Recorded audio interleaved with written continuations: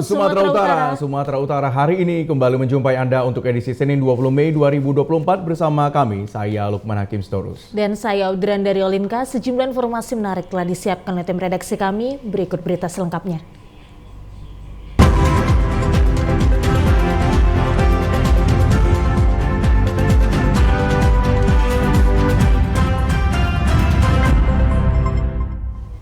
Peristiwa kebakaran hebat menghanguskan 14 rumah terjadi diduga akibat adanya korsleting listrik di salah satu rumah yang ikut terbakar.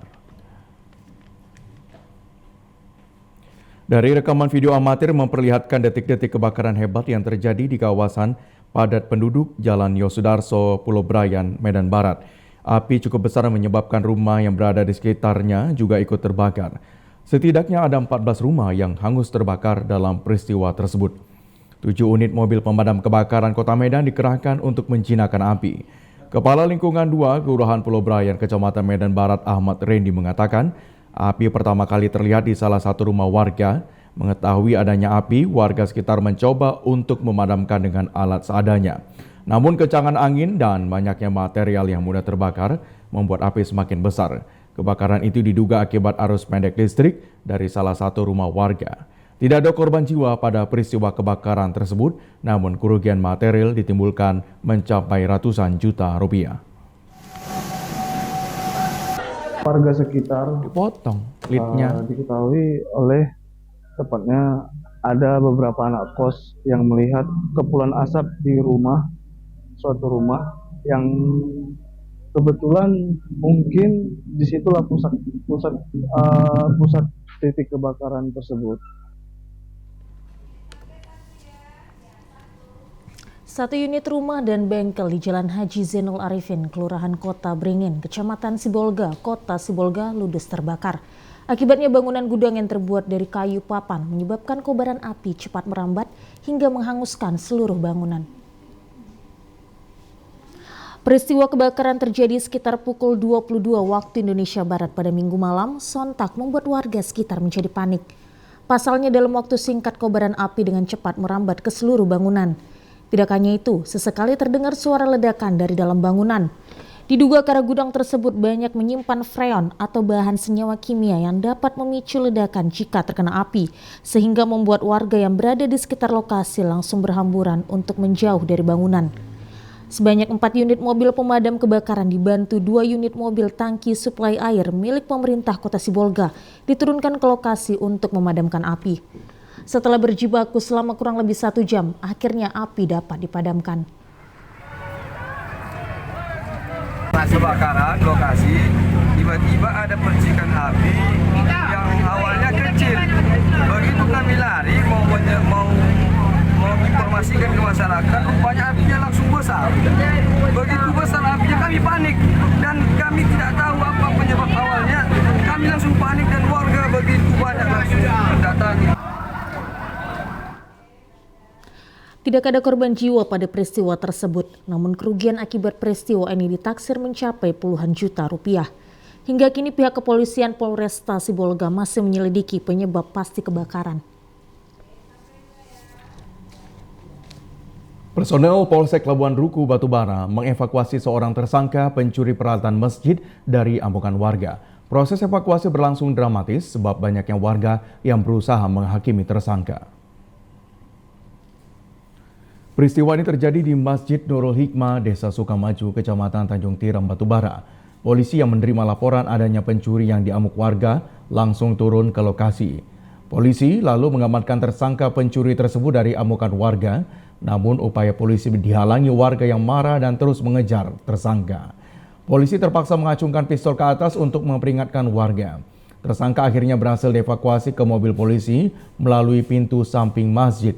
Kapolsek Labuan Ruku AKP Riswanto mengatakan tersangka mencuri sejumlah peralatan pengeras suara di dalam masjid dan aksinya diketahui pengurus masjid. Saat ini tersangka masih ditahan di Mapolsek Labuan Ruku untuk menjalani pemeriksaan. Baik, untuk pelaku yang dimasakkan tadi malam di Masjid Nurul Hikmah, Dusun 11, Desa Sukamaju, benar adanya. Untuk barang yang diambil oleh tersangka yaitu seperti ampli, speaker, dan barang-barang yang lain di masjid. Untuk pelaku tertangkapnya diketahui oleh Ketua BKM Masjid. Sampai saat ini yang masih kami dalami cuma satu, masih dalam pemeriksaan.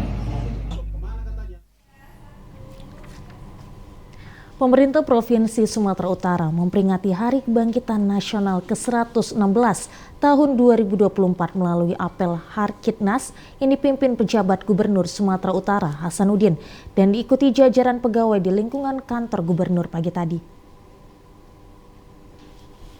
Apel diawali dengan pengibaran bendera merah putih dan pembacaan teks Pancasila serta Undang-Undang Dasar Negara Republik Indonesia tahun 1945. Sambutan Menteri Komunikasi dan Informatika Bidi Ari yang dibacakan penjabat Gubernur Sumatera Utara, yakni menyoroti tentang perkembangan teknologi. Keteladanan tidak harus diikatkan dengan masa lalu, namun harus dikaitkan dengan masa depan, yaitu pada ide-ide yang membuka ruang imajinasi perbedaan. Lebih dari seabad lalu, tepatnya pada 20 Mei 1908, lahir organisasi Budi Utomo dan di masa itu telah menumbuhkan bibit mewujudkan cita-cita kemerdekaan Indonesia. Apa yang telah dirintis Budi Utomo dan Kartini serta para embrio bangsa banyak diteruskan organisasi lain seperti pendidikan bagi seluruh rakyat Bumi Putra.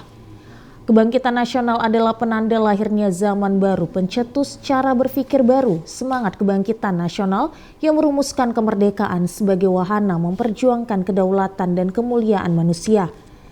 Dikatakan saat ini Indonesia masuk dalam fase kebangkitan kedua, melanjutkan semangat yang telah dipancangkan pendiri bangsa, yang saat ini anak bangsa menghadapi tantangan dan peluang baru terkait kemajuan teknologi menjadi penanda zaman baru karena telah menghampiri kehidupan manusia setiap saat. Penguasaan teknologi dan peradaban yang menjadi sebuah keniscayaan bagi anak bangsa untuk menyongsong Indonesia Emas 2045. Bonus demografi yang dimiliki Indonesia harus dikelola dengan bijaksana dan salah satu yang berpeluang dalam menopangnya adalah adopsi teknologi digital. Penjabat Gubernur Sumatera Utara Hasanuddin menyampaikan bahwa momentum Harkitnas harus dimaknai seluruh ASN di lingkungan pemerintah Provinsi Sumatera Utara untuk meningkatkan kinerja dan melayani seluruh masyarakat dengan baik. Harkitnas ini hendaknya dapat dijadikan oleh segenap anak bangsa untuk dapat bangkit demi kemajuan bangsa dan negara. Kita harus bersyukur bahwa kita sekarang hidup pada zaman dekade kedua melalui proses panjang dari pengalaman sejarah yang dimulai dari Budi Utomo, Ibu Kartini, tentunya itu sudah menginspirasi kita semua sehingga kita tumbuh pada saat sekarang ini. Tentunya tadi sudah diingatkan kepada kita semua bahwa saat sekarang ini kemajuan lompatan teknologi yang begitu cepat sehingga digitalisasi yang harus bukan merupakan kita hanya menjadi pendengar, pengikut, tapi kita harus menjadi pelaku. Lompatan kuantumnya sangat tinggi. Oleh karena itu, ke depan kita juga diberikan suatu karunia bahwa bangsa kita mempunyai modus demografi 60% usia produktif kita nanti. Sehingga kesempatan ini tadi ingat pada beliau tidak datang 2 kali, namun hanya 1 kali. Bapak Presiden juga mengingat kepada kita. Oleh karena itu, terlebih-lebih kita Sumatera Utara juga menikmati hal tersebut. Oleh karena itu, tidak ada kata lain, kita harus menyiapkan generasi muda kita untuk mengisi hal tersebut, untuk berperan aktif pada saatnya nanti. Pak, bagaimana momen Harkitnas ini harus dimaknai oleh seluruh ASN Pemprov sehingga bisa memberikan pelayanan terbaik kepada masyarakat, Pak? Terima kasih. Dari waktu ke waktu, dari hari ke hari, kita juga tetap mengevaluasi dan tetap menuju hal kesempurnaan dalam pelayanan kepada masyarakat. Terbaiknya kita adalah sila kelima, bagaimana keadilan sosial bagi seluruh Indonesia.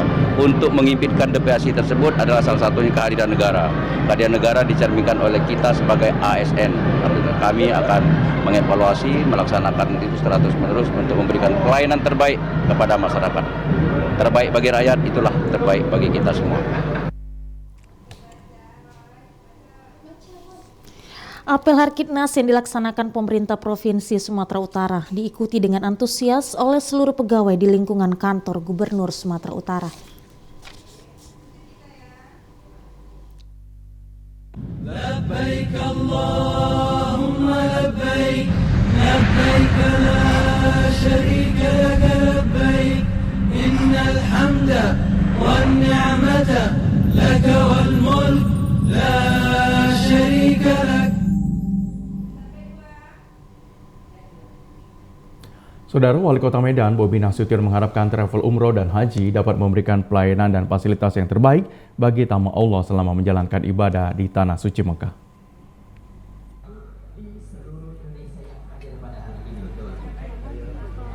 Wali Kota Medan Bobi Nasution pada acara silaturahmi PT Darul Umroh Al Harmain di Jalan Karya Bakti Medan kemarin mengatakan keberadaan travel yang baik dan memiliki izin resmi menjadi faktor pendukung dalam kehusukan selama beribadah di Tanah Suci. Untuk itu masyarakat harus jeli dalam menentukan travel yang bertanggung jawab ketika ingin berangkat ke Tanah Suci agar nantinya tidak mengalami kendala ketika tiba dan kembali ke tanah air. Menyikapi himbauan Wali Kota Medan, pimpinan Travel Darul Umroh Al Harmain Muhammad Abduh mengatakan, travel yang dipimpinnya selalu melayani jemaah setulus hati, memberikan informasi yang tepat dan akurat, serta merespon secara cepat setiap permasalahan yang dihadapi para jemaah. Terbukti pada tahun 2024, travelnya memberangkatkan 5.300 jemaah umroh dengan target pada tahun 2025 sebanyak 7.000 jemaah. Ya, Alhamdulillah, PT Darul Umroh Al Haramain yang sudah berdiri semenjak 14 tahun ini, kita masih dipercaya oleh masyarakat kaum muslimin Sumatera Utara khususnya dan se-Indonesia pada umumnya. Saya baikkan saya terutama kepada mantan-mantan kita, jamaah kita yang telah berangkat kita, ya kami berterima kasih telah mempercayai kami untuk melayani, membimbing mereka dalam ibadah di kedua tanah haram. Dan kepada masyarakat kaum muslimin yang belum ada kesempatan, yang insya Allah juga diberikan Allah kesempatan untuk berangkat, ya kami memberikan arahan kepada mereka untuk melihat dulu kalau dia ingin berangkat umroh, lihat dulu latar belakang ataupun track record dari suatu travel tersebut. Ya. Ustadz Zulfikar Hajar selaku mitra mengharapkan agar Darul Umroh Al Harmain lebih meningkatkan lagi pelayanannya dan bertanggung jawab kepada para jemaahnya baik di Mekah maupun di Madinah. Syukur kepada Allah SWT bahwasanya dia sudah membuat satu komunikasi yang luar biasa, bukan hanya tingkatan Kota Medan, bukan hanya tingkatan Sumatera Utara, tapi bahkan ada di Lampung, di Aceh dan di mana-mana. Inilah sudah saatnya lah Ustadz Abduh ini untuk memegang Sumatera Utara dan Indonesia, bagaimana supaya umroh ini terus berjalan dengan lancar. Karena selagi ada kalimat umroh dan haji di dalam Al-Quran itu sampai hari kiamat tetap ada. Jadi saya sudah anjurkan sama Abduh, coba dipercantik, diperbagus, dan di servisnya mantap. Mudah-mudahan orang akan berkunjung kemari, walaupun di mana.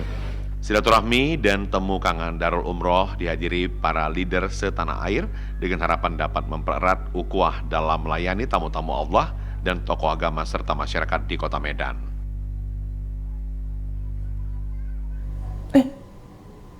Jumlah calon jemaah haji Sumatera Utara yang sudah masuk dalam daftar waiting list atau daftar tunggu sebanyak 170.000 dengan masa tunggu 22 tahun.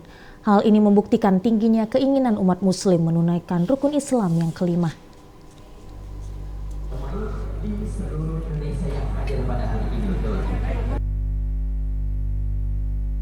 Tidak hanya untuk ibadah haji, umat muslim Sumatera Utara juga sangat banyak melakukan ibadah umroh. Terbukti pada tahun 2023, jumlah jamaah umroh asal Sumatera Utara sebanyak 38.000 lebih. Dari 38.000 jumlah jamaah umroh tersebut paling banyak dari travel Darul Umroh Al Harmain. Kabid Urusan Haji dan Umroh Kemenak Propsu Julfan Effendi mengatakan, umroh dan haji bahkan haji khusus tidak terlepas dari aturan yang telah ditentukan oleh pemerintah melalui Kementerian Agama. Dikatakan di negara Indonesia penyelenggara umroh dan haji wajib berizin karena sudah tertuang dalam Undang-Undang Nomor 8 Tahun 2019. Untuk itu, Kabid Urusan Haji dan Umroh Kemenak Propsu menyampaikan bahwa jika umat muslim hendak melakukan umroh, wajib melihat izin dari penyelenggara dan paket perjalanan yang jelas. Dikatakan saat ini pemerintah Arab Saudi mempermudah negara-negara muslim untuk masuk ke negara Arab Saudi, baik haji maupun umroh. Seperti visa umroh sudah diperpanjang masa berlakunya, di mana sebelumnya hanya 30 hari, saat ini menjadi 90 hari. Kementerian Agama Provinsi Sumatera Utara mengapresiasi PT Darul Umroh Al Harmain karena sudah taat menjalankan seluruh aturan yang dikeluarkan Kementerian Agama. Diharapkan seluruh penyelenggara ibadah umroh agar dapat merekrut ulang. Diharapkan seluruh penyelenggara ibadah umroh agar dapat merekrut petugas yang terampil dan menguasai tentang umroh dan haji, karena selama ini masih banyak ditemukan penyelenggara dalam menjalankan tugasnya tidak sesuai aturan yang berlaku, bahkan terdapat penyelenggara yang tidak memiliki izin berani memberangkatkan jemaah umroh. Kabid Urusan Haji dan Umroh Kemenak Propsu menyampaikan agar calon jemaah haji yang masih masuk dalam daftar tunggu agar tetap optimis dapat melaksanakan ibadah haji. Petugas penyelenggara ibadah haji bidang security menyita sejumlah barang milik jemaah calon haji lansia. Jemaah calon haji lansia kerap membawa pisau dan gunting. Petugas penyelenggara ibadah haji bidang security aviation security memeriksa barang milik jemaah calon haji yang akan memasuki Aula Madinatul Hujjat Asrama Haji Medan, Jalan Abdul Haris. Aula ini digunakan untuk penyelenggara ibadah haji keberangkatan jemaah dari asrama haji menuju bandara. Petugas embarkasi Medan turut menyita sejumlah benda tajam seperti gunting dan pisau atau cutter milik jemaah calon haji yang ditemukan saat pengecekan sebelum berangkat ke Tanah Suci.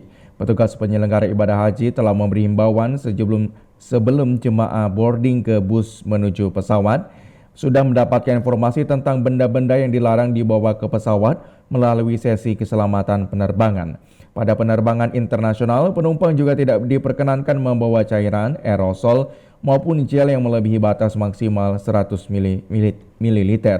Petugas penyelenggara ibadah haji bidang security Budi Setiawan mengatakan kepada keluarga jemaah calon haji untuk dapat mengingatkan agar tidak membawa benda tajam dan barang lainnya yang dilarang dibawa jemaah haji. Ini kita tunggu di sini, yaitu jemaah umroh yang pada umumnya lansia itu mereka ada yang membawa kayak dengan pisau cutter atau gunting, jadi ataupun cairan-cairan lainnya mungkin memang sesuai dengan aturan ada di sini gitu Pak. Bagi umat muslim, membaca Al-Quran menjadi salah satu ibadah wajib. Tidak hanya sekedar membaca saja, tetapi juga mengamalkan isinya dalam kehidupan sehari-hari. Al-Quran merupakan pedoman hidup bagi orang-orang yang bertakwa untuk menggapai kebahagiaan hidup di dunia dan akhirat. Hal tersebut terungkap pada wisuda tahfiz kelima Rumah Tahfiz Zamzami Yayasan Haji Muhammad Nasir yang diwisuda bertempat di Hotel Madani Medan. Sebanyak 64 orang wisudawan terdiri dari wisuda 30 juz Qiraat Asim 2 orang, wisuda tahfiz 30 juz 16 orang, tahfiz 25 juz 5 orang, tahfiz 20 juz 9 orang, tahfiz 15 juz 9 orang, tahfiz 10 juz 7 orang, dan tahfiz 5 juz 16 orang. Ketua Umum Yayasan Abuya Dr. Haji Muhammad Nasir mengatakan kegiatan ini adalah sebagai bukti nyata pembinaan generasi muda dalam menciptakan generasi Qur'ani yang unggul dan berdaya saing di masa depan. Keberadaan Rumah Tahfiz Zamzami Yayasan Haji Muhammad Nasir berdiri guna mengatasi problem penyakit masyarakat serta ancaman kerusakan generasi muda. Dikatakan menghafal Al-Quran tidak hanya berarti mendapatkan keutamaan dan pahala yang besar dari Allah Subhanahu wa Ta'ala, tetapi juga membuat menjadi insan yang lebih baik, berguna bagi diri sendiri, keluarga, dan masyarakat. Alhamdulillah, hari ini kita wisuda kelima Ma'had Tahfiz Zamzami Yayasan Haji Muhammad Nasir. Ma'had ini mempunyai keistimewaan. Pertama, menghafal Al-Quran. Yang kedua, mempelajari kitab turas. Jadi ada kurikulum kitab turas yang didalami di ma'had ini. Kemudian tahfiz ini sejalan dengan sekolah. Mereka juga ikut mengikuti sekolah sanawiyah atau aliyah, dan setelah selesai dari Ma'had Tahfiz Zamzami, mereka banyak yang belajar ke luar negeri, terutama ke Mesir. Ada yang ke Maroko, ada yang ke Yaman, dan juga di universitas-universitas dalam negeri. Direktur Rumah Tahfiz Zamzami Haji Zamzami Muhammad mengatakan sebagai hafiz dan hafizah memiliki tanggung jawab yang besar untuk menjadi teladan bagi masyarakat sekitar. Selain itu juga harus terus memperbarui dan meningkatkan ilmu agama dan dunia. sehingga bisa berkontribusi pada masyarakat. Muhammad Zamzami berharap kepada wisudawan untuk terus mempertahankan hafalan Al-Quran dan menjadi insan yang bermanfaat. Dengan terselenggaranya wisuda ini, akan lahir terus wisudawan-wisudawati di Sumatera Utara ahli dalam membaca Al-Quran, sekaligus penghafal Al-Quran yang bisa memakmurkan agama Islam di seluruh wilayah dunia, di mana para alumninya sudah tersebar di berbagai perguruan tinggi di mancanegara seperti Mesir, Kairo, dan lain sebagainya.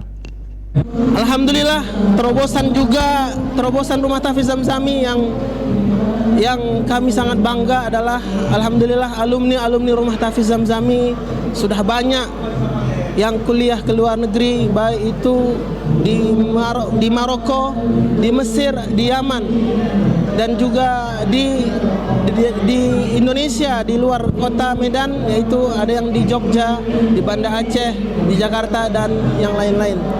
Mudah-mudahan seluruh alumni dan seluruh santri Tahfiz Zamzami diberkahi segala kehidupannya, diberkahi segala usaha, dan dilancarkan segala usahanya, sukses di dunia dan di akhirat. Pemirsa, kami akan segera kembali dengan sejumlah informasi lainnya. Tetaplah bersama kami di Sumatera Utara hari ini.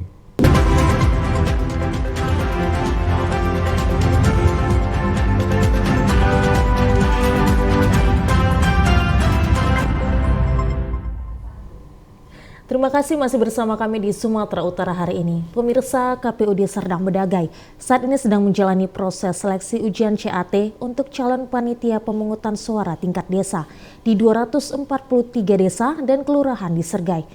Untuk kebutuhan PPS yang diperlukan 729 orang dengan rincian 3 orang per desa dan kelurahan. Proses ujian CAT PPS yang dilangsungkan di sekolah swasta yang ada di Kecamatan Dolok Masihul.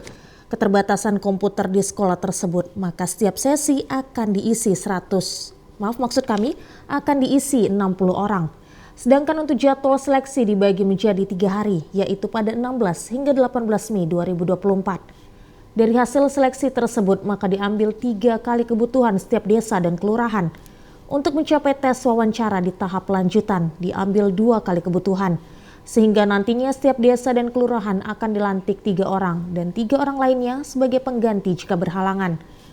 Komisioner Divisi SDM Liston Saragi menyampaikan, proses seleksi tidak jauh beda dengan seleksi PPK yang telah berjalan, sehingga wawasan kepemiluan menjadi inti dari ilmu yang perlu dikuasai, serta tidak lupa integritas dan independensi PPS.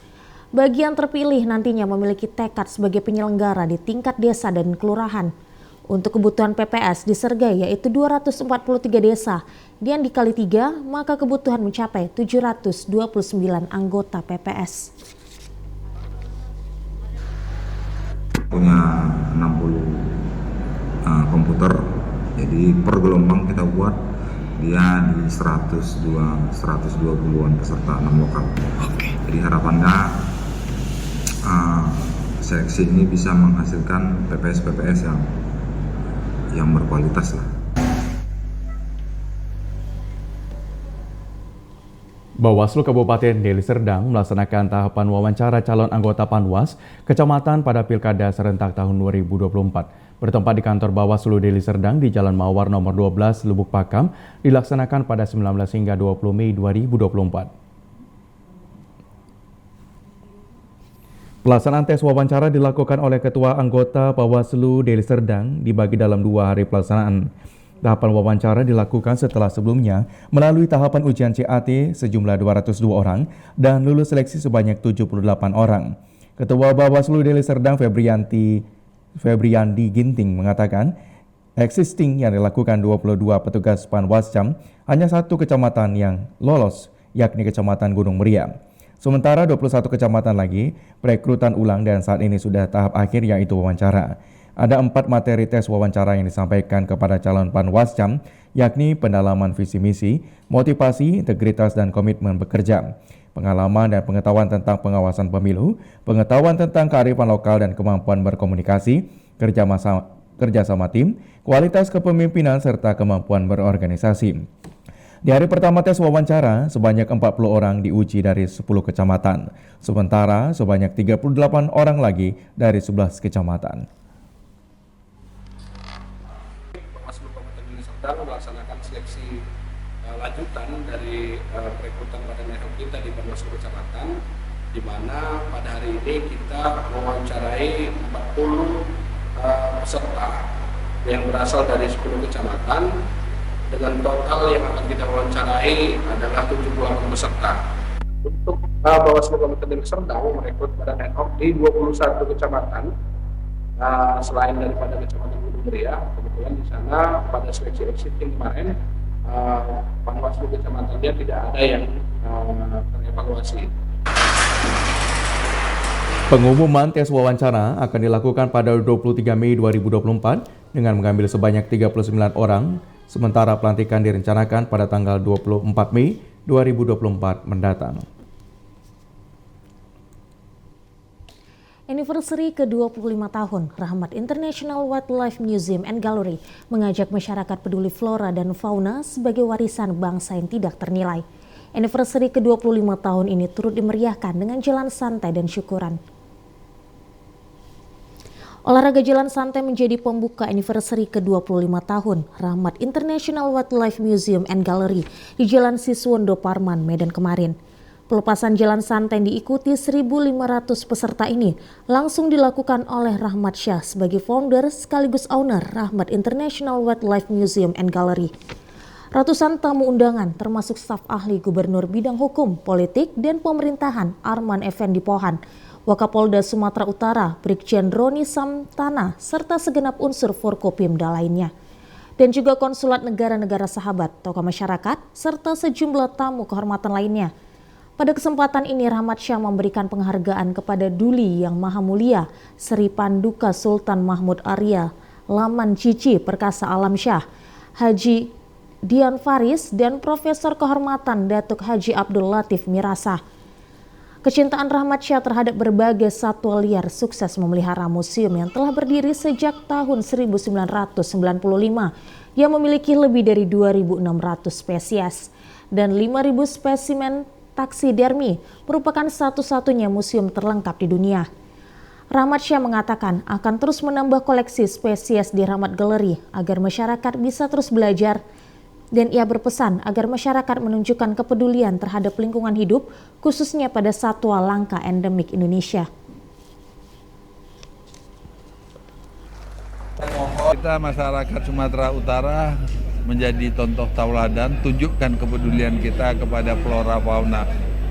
Karena ini warisan anak cucu yang tidak ternilai, khususnya satwa langka endemik Indonesia yang banyak di mana-mana. Ya, semoga kepedulian kita membawa kesejahteraan bagi masyarakat, khususnya anak cucu kita nanti dapat melihat satwa langka yang ada di Indonesia atau endemik. Selamat jalan untuk para peserta semuanya. Masyarakat perlu menyadari akan pentingnya lingkungan hidup, khususnya generasi muda, agar mencegah kepunahan flora dan fauna asli Nusantara serta habitatnya di hutan. Alam telah memberikan kehidupan pada manusia, kini saatnya manusia memberikan kehidupan kepada alam. Komite Olahraga Nasional Indonesia Provinsi Sumatera Utara akhirnya membeberkan mundurnya jadwal pelatihan daerah Platda penuh bagi para atlet yang akan bertanding di Pekan Olahraga Nasional Sumut Aceh beberapa bulan lagi. Faktor anggaran menjadi sebab mundurnya Platda penuh bagi para atlet.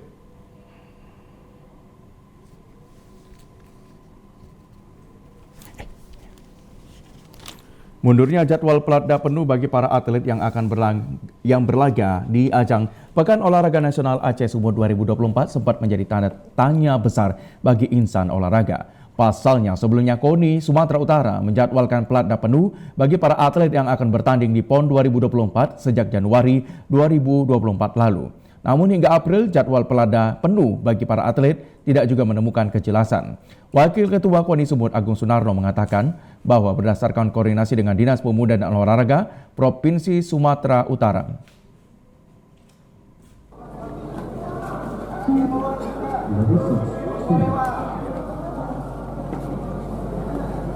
bulan Juni insya Allah kita akan mengadakan sentralisasi. Tapi juga itu ada beberapa hal yang dalam catatan, mungkin juga ada, karena di sini ada 3 golongan itu, ada unggulan, ada prioritas, ada super prioritas. Kemungkinan yang mungkin nanti menjadi pelada, kita tangkap pelada penuh, mungkin yang prioritas dan super prioritas. Dunia sepak bola mulai bangkit baik di ajang Asia maupun internasional. Untuk itu perlu adanya pembinaan atlet sepak bola sejak usia dini. Seperti halnya yang dilakukan klub kebanggaan warga Sumatera Utara, PSMS Medan, yang mulai melakukan pembinaan atlet sejak usia 8 hingga 15 tahun.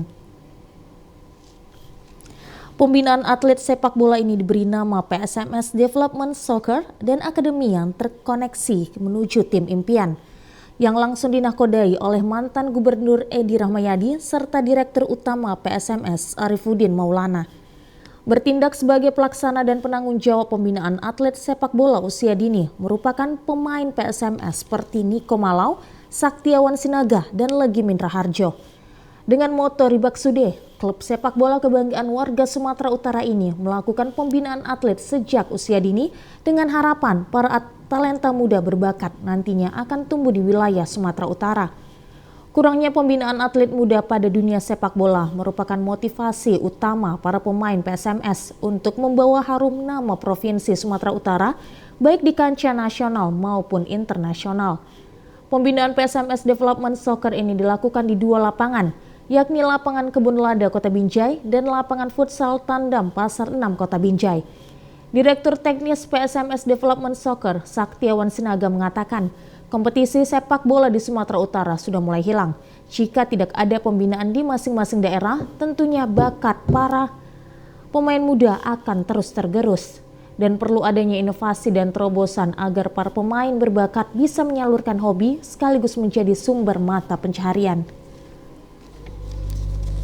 PSMS Development yang di mana pembinaan usia muda ini harus berjenjang, karena kita tahu pembinaan usia muda kita di Sumatera Utara ini berkurang, dan semoga adanya akademi development di PSMS Medan ini bisa membangkitkan ciri khas dari PSMS itu sendiri. Talenta muda berbakat ini nantinya diharapkan mampu menjadi cikal bakal para pemain PSMS, sehingga klub besutan pemerintah Sumatera Utara ini menjadi lebih baik lagi. Ribuan masyarakat Kabupaten Mandailing Natal menyaksikan penutupan final turnamen sepak bola memperebutkan Piala Bupati Cup 2.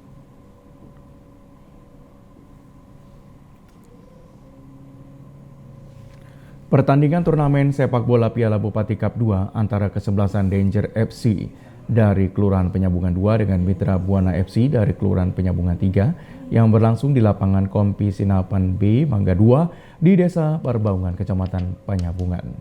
Pada babak pertama pertandingan final, Mitra Buana berhasil mencetak gol ke gawang Danger FC. Sementara di babak kedua, Danger FC berhasil membobol gawang Mitra Buana FC yang membuat skor imbang hingga waktu habis selama 90 menit. Pertandingan ini diakhiri adu penalti dengan skor 5-4. Atas kemenangan kedua kesebelasan ini dimeriahkan para pendukung kedua kesebelasan. Penutupan turnamen Piala Bupati Cup 2 dimenangkan tim Mitra Buana FC dari Kelurahan Penyambungan 2. Kompetisi ini tujuannya untuk melihat potensi generasi muda, kemudian memupuk rasa persaudaraan. Tadi di babak pertama cukup menarik, kedua kesebelasan memberikan permainan yang cukup indah.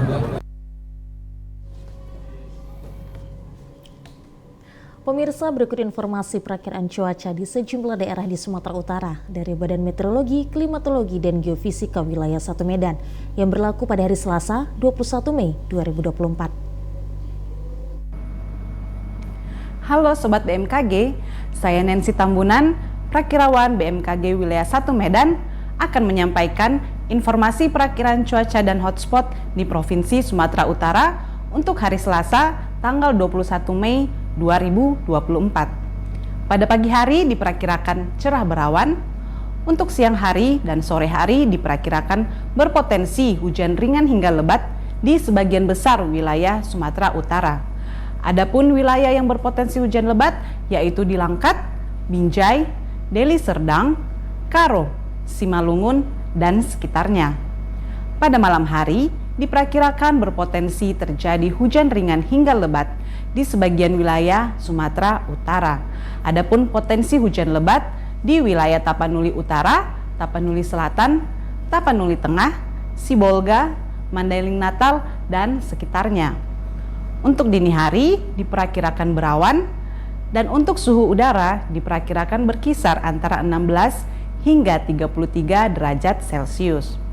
Untuk kelembaban udara diperkirakan berkisar 65 hingga 98% dan angin diperkirakan bertiup dari arah tenggara hingga barat daya dengan kecepatan 10 hingga 30 km per jam.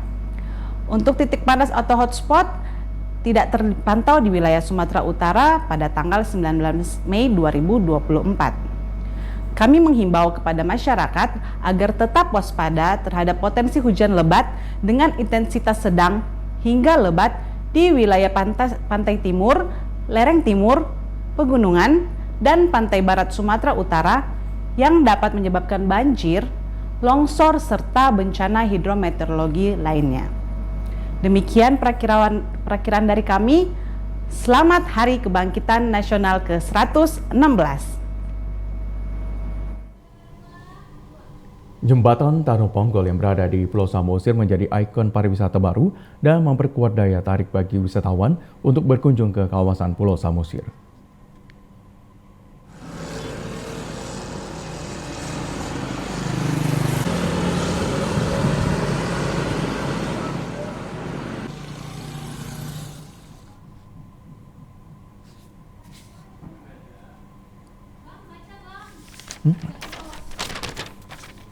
Jembatan Tano Ponggol yang berada di Kelurahan Siogung-Ogung, Kecamatan Pangururan, Kabupaten Samosir memiliki panjang 382 meter dengan lebar 8 meter, kini menjadi ikon Samosir yang mengusung filosofi suku Batak. Tano Ponggol menjadi saksi sejarah penjajah kolonial Belanda di tanah Batak yang mana awalnya Pulau Samosir menyatu dengan Pulau Sumatera dan belum ada sebutan pulau. Pada tahun 1905, pemerintah Belanda melakukan kerja paksa untuk membuat terusan sepanjang 1,5 km dan melalui kerja paksa yang dilakukan menyebabkan terpisahnya Samosir dengan Sumatera hingga disebut Pulau Samosir. Terusan yang menghubungkan Sumatera dengan Pulau Samosir dinamai Jembatan Tano Ponggol menjadi satu-satunya akses darat menuju ke Pulau Samosir. Salah seorang pengunjung ke Tano Ponggol, Adinda, mengaku jembatan yang berada di Pulau Samosir sangat menambah daya tarik bagi pengunjung ke Pulau Samosir karena dapat melihat indahnya Danau Toba sekaligus menyaksikan betapa indahnya perbukitan yang ada di seputaran Pulau Samosir. Adinda mengaku berkunjung ke Tano Ponggol karena sangat viral di media sosial, bahkan keindahannya menghipnotis setiap pengunjung untuk mengabadikan foto dari atas jembatan tersebut. Dari pertama kali saya melihat untuk dari view-nya si Tanah Ponggol ini sudah cukup bagus sih Bang untuk fasilitasnya, terus dengan kondisi view yang sudah jadi trendsetternya lah gitu kan. Meskipun ini hanya sebuah jembatan, tapi ada nilai-nilai estetikanya tersendiri gitu dari si jembatan ini. Kadang kan kita hanya ngeliat jembatan, kita nyebrang doang nih gitu. Tapi kalau misalnya kita lihat dari sini, kita bisa ngeliat keindahan alam juga, nggak cuma sekedar sebatas Danau Toba yang lewatin gitu. Santa Teresia selaku wisatawan lokal mengaku jembatan Tano Ponggol mampu menarik pariwisata untuk berkunjung ke Pulau Samosir. Meski sejak dulu setiap orang sudah sangat mengakui keindahan Pulau Samosir yang dikelilingi Danau Toba, namun kehadiran jembatan Tano Ponggol membuat wisatawan semakin bertambah.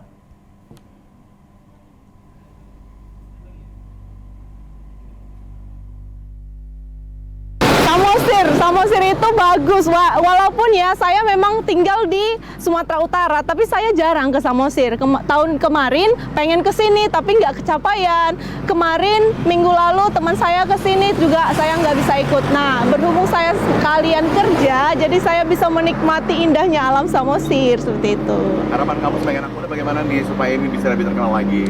Harapan saya sebagai anak muda ya, otomatis kita harus jaga ya, karena di mana-mana pertama-pertama memang viral, tapi dengan adanya lingkungan yang kotor dan lainnya itu semakin lama semakin surut. Jadi menurut saya untuk anak muda ke depannya minta tolong supaya tempat-tempat wisata itu dilindungi dengan cara kita menjaga, merawat dan melestarikannya seperti itu.